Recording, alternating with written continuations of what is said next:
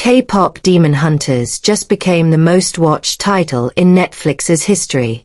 By a mile. 4 years, Netflix's semi-annual viewership reports followed a predictable pattern. Since 2023, no film or series had crossed more than 165 million views within a 6-month window. Impressive numbers, but nothing seismic. Then K-Pop Demon Hunters arrived.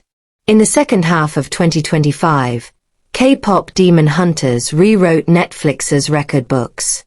The animated film amassed 481.6 million views worldwide between July and December, making it the most watched title, film or series, in any 6-month period in the platform's history.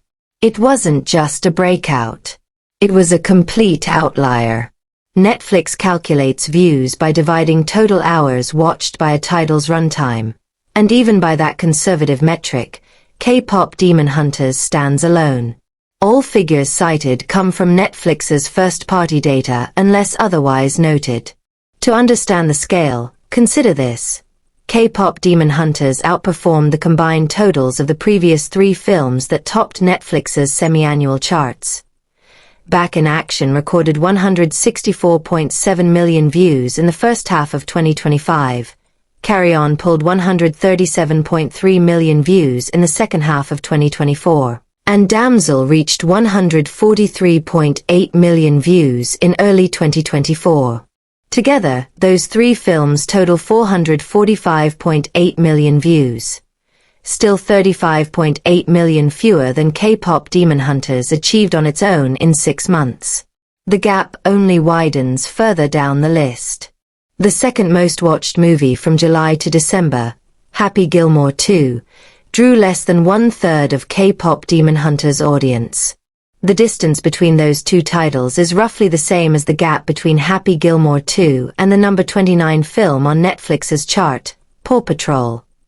The movie, which logged 37.9 million views. The film's dominance has extended well beyond its initial release window.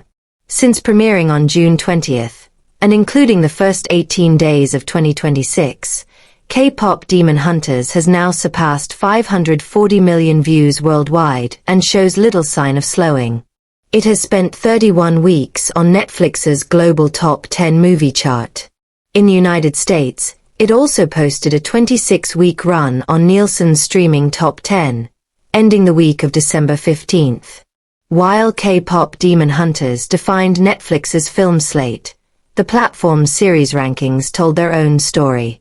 Season 2 of Wednesday outperformed the conclusion of Stranger Things during the same July-December period, largely due to timing.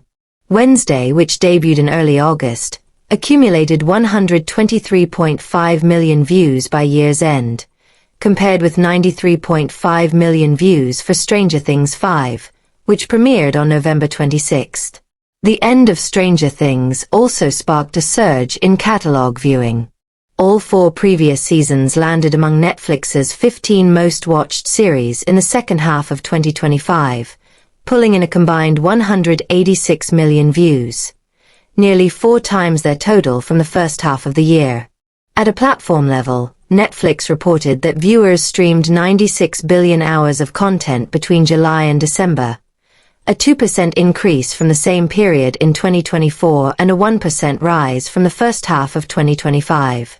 Subscriber numbers grew by approximately 8% year-on-year from Q4 2024 to Q4 2025. In its quarterly earnings report, Netflix noted that engagement for its original titles rose by around 9% compared with the previous year. That growth was partially offset, however, by a year-over-year decline in viewing of non-branded view hours, licensed films and series rather than originals.